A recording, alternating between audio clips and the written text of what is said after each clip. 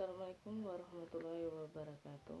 Perkenalkan, nama saya Titin Andriani, NIM 19332111142, Fakultas Ekonomi, jurusan Manajemen. Baik, pada kesempatan kali ini saya akan membawakan materi yang berjudul motivasi berprestasi.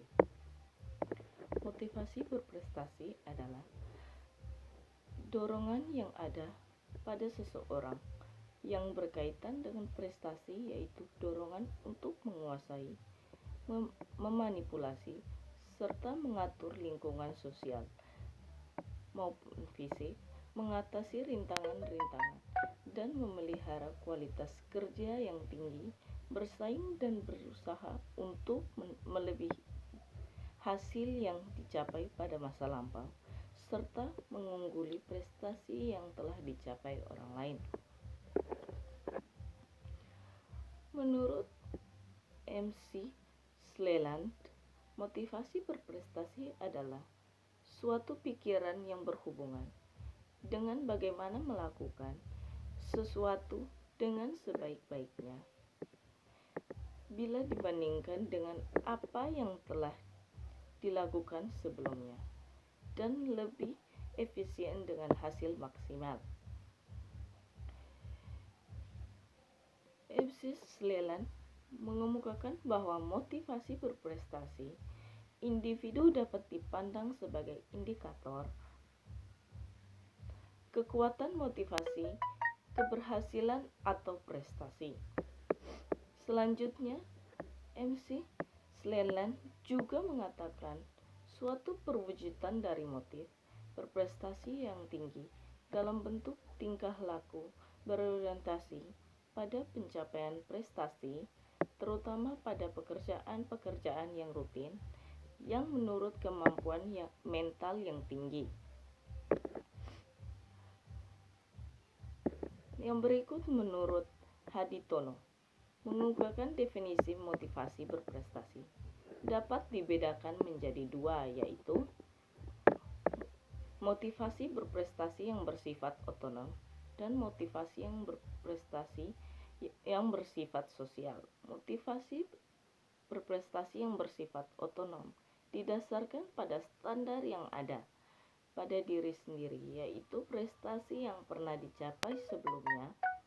Sedangkan motivasi berprestasi yang bersifat sosial didasarkan pada perbandingan yang berasal dari luar, yaitu prestasi orang lain. Sementara itu, Atkinson menyatakan bahwa motivasi berprestasi individu didasarkan atas dua hal, yaitu tendensi untuk meraih sukses dan tendensi untuk menghindari kegagalan. Individu yang memiliki tendensi untuk meraih sukses kuat berarti ia memiliki motivasi untuk meraih sukses yang lebih kuat daripada motif untuk menghindari kegagalan dan respon dalam berbagai situasi, dan sebaliknya. David N. Newstrom mendefinisikan berprestasi sebagai dorongan yang dimiliki seseorang untuk mengatasi hambatan dalam mencapai tujuan. Seseorang yang memiliki motivasi berprestasi menunjukkan adanya perjuangan untuk meraih tujuan. Heckhausen mengemukakan motivasi berprestasi dapat dilihat dengan tiga pengertian standar keunggulan, yaitu yang pertama, standar keunggulan yang berhubungan dengan tugas individu dengan motif berprestasi baik atau tinggi akan cenderung menyelesaikan tugas yang dihadapi dengan sebaik-baiknya. 2. Standar keunggulan yang dihubungkan dengan diri. Dengan standar ini, individu akan membandingkan prestasi yang diperoleh dengan prestasi sebelumnya. Pada prinsipnya, individu selalu menghendaki adanya suatu kelebihan atau peningkatan pada suatu tugas yang terakhir dikerjakan. Yang ketiga yaitu standar keunggulan yang dikaitkan dengan orang lain. Suatu prestasi yang telah dicapai akan selalu dibandingkan dengan prestasi orang lain dan ingin melebihi prestasi orang lain tersebut. Heckhausen berpendapat bahwa motivasi berprestasi adalah suatu usaha untuk meningkatkan atau mempertahankan kecakapan pribadi setinggi mungkin dan segala aktivitas dengan menggunakan suatu ukuran keunggulan sebagai perbandingan. Keunggulan didasarkan pada tiga, yaitu yang pertama, yang berhubungan dengan tugas, yaitu menilai berdasarkan kesempurnaan hasil. Yang kedua yaitu berhubungan dengan diri sendiri dengan berprestasi sebelumnya. Dan yang ketiga yaitu yang berhubungan dengan orang lain, yaitu membandingkan prestasi diri sendiri dengan prestasi orang lain. Berdasarkan uraian di atas, penulis dapat menyimpulkan bahwa motivasi berprestasi adalah dorongan individu untuk meraih sukses dengan selalu berusaha mengatasi segala rintangan yang menghambat pencapaian tujuannya.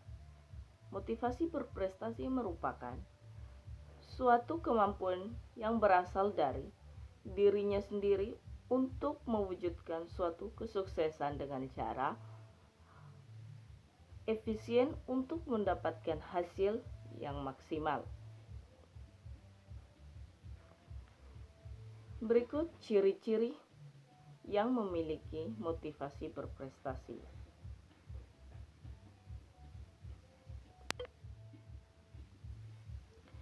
Mr. Shelan menemukan bahwa siswa yang memiliki motivasi berprestasi tinggi akan selalu berorientasi pada prestasi di setiap pekerjaan yang dilakukannya daripada siswa yang motivasi berprestasinya rendah.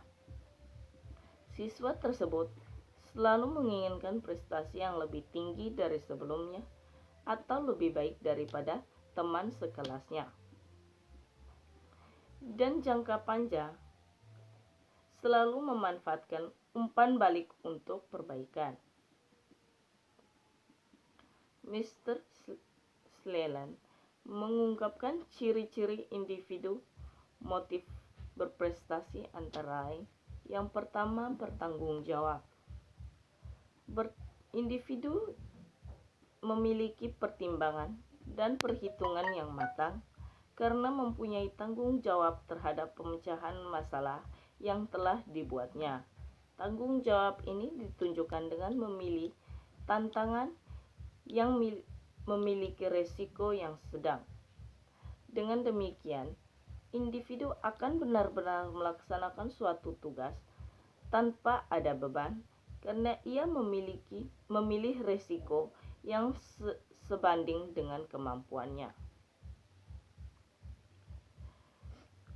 Yang berikut, inovatif. Siswa yang memiliki motivasi tinggi akan terus bergerak untuk mencari informasi baru. Dia tampak tidak terlalu banyak istirahat dan menghindari rutinitas. Yang berikut ialah sukses dalam pekerjaan.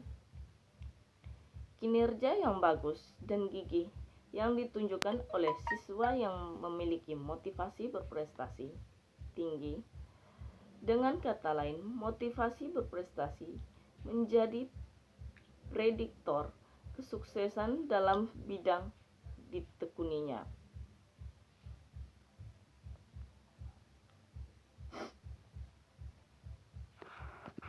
Materi yang berikut ialah materi tentang kerjasama tim.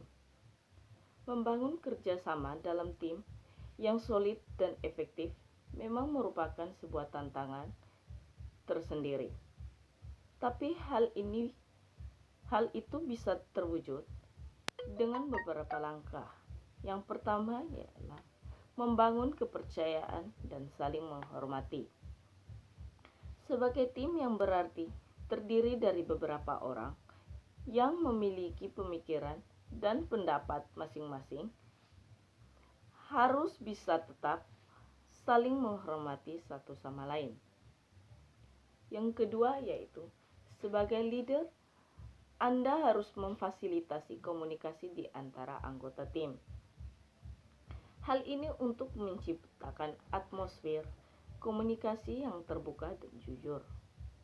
Yang ketiga yaitu menanamkan sikap saling memiliki atau sense of belonging.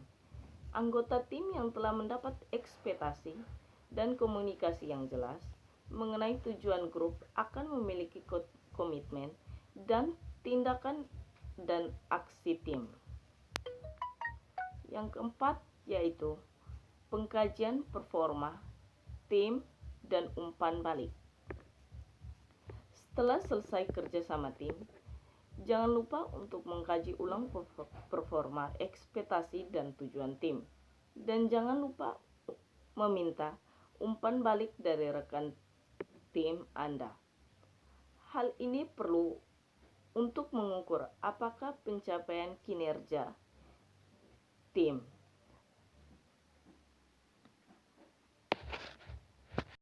Perkenalkan, nama lengkap saya Octavianus Tuan, NIM 1933211143. Di sini saya akan menjelaskan tentang komunikasi dan negosiasi.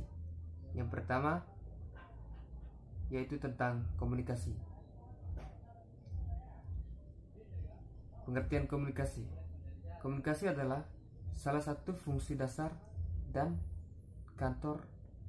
Perkenalkan, nama lengkap saya Octavianus Tuan, NIM 1933211143. Di sini saya akan menjelaskan tentang komunikasi dan negosiasi. Yang pertama saya akan menjelaskan tentang komunikasi. Komunikasi merupakan proses penyampaian informasi dari satu orang ke orang lain melalui pos, telepon, teleprinter, jasa kurir, atau sarana lainnya. Orang yang melakukan komunikasi disebut komunikator. Komunikasi bertujuan sebagai sarana untuk meningkatkan kemampuan manajerial dan hubungan sosial. Pertanyaan yang mengubah perilaku atau pola pikir. Dalam melakukan komunikasi, ada beberapa hal penting yang harus kita perhatikan. Jangan sampai interaksi kita dengan lawan bicara malah menimbulkan stigma negatif terhadap kita. Hal pertama yang harus kita perhatikan yaitu penyesuaian dengan lawan bicara. Jenis komunikasi dan tata bahasa yang akan kita gunakan mengikuti usia maupun latar belakang lawan bicara kita. Sebagai contoh, kita akan menggunakan bahasa yang lebih sopan apabila kita berhadapan dengan orang yang lebih tua dari kita. Bisa juga kita menggunakan bahasa yang mudah dipahami, bukan menggunakan istilah-istilah ilmiah apabila kita berhadapan dengan petani, nelayan, dan juga kaum marginal. Hal pertama yang harus kita perhatikan yaitu penyesuaian dengan lawan bicara.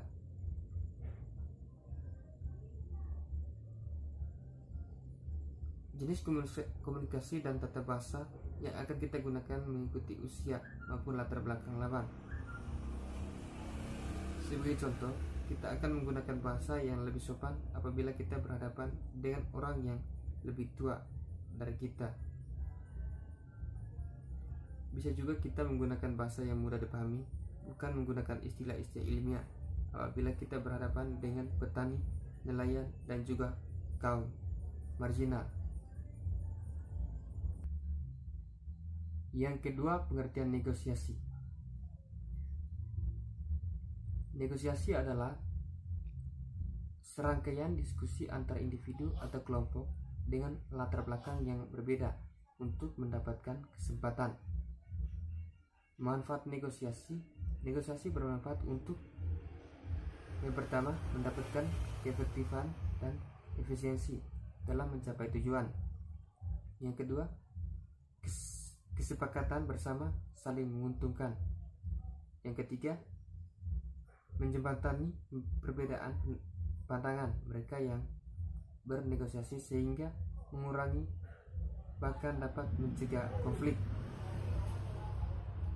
Macam-macam negosiasi. Yang pertama, kompetitif atau distributif. Yang kedua, kooperatif atau integratif.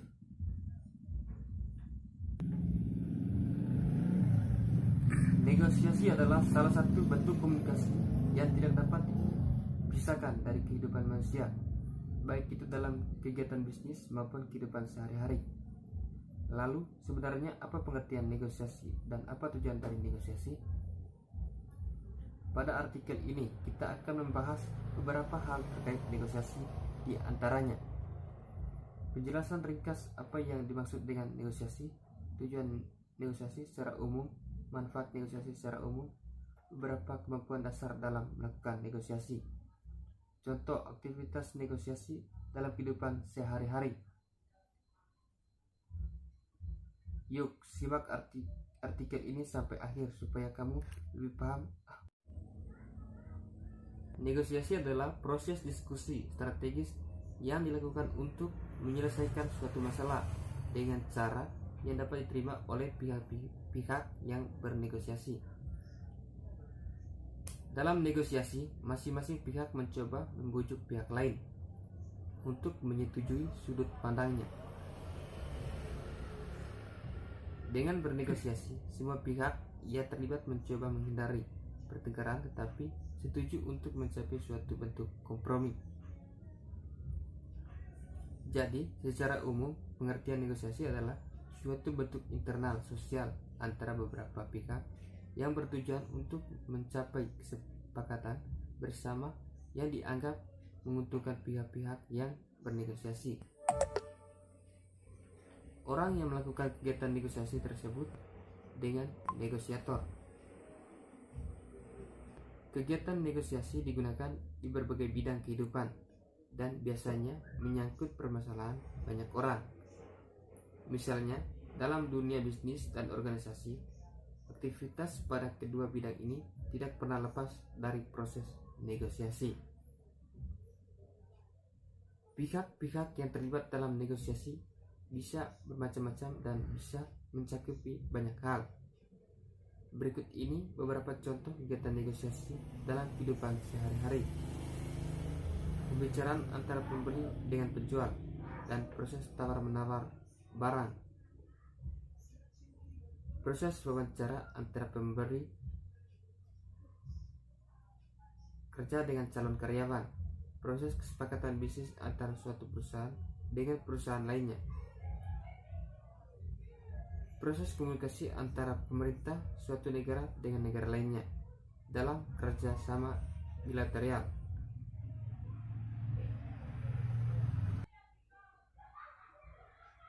Terima kasih. Iya. Baik, itu saja materi yang kami paparkan. Kami dari kelompok 5 mengucapkan limpah terima kasih banyak.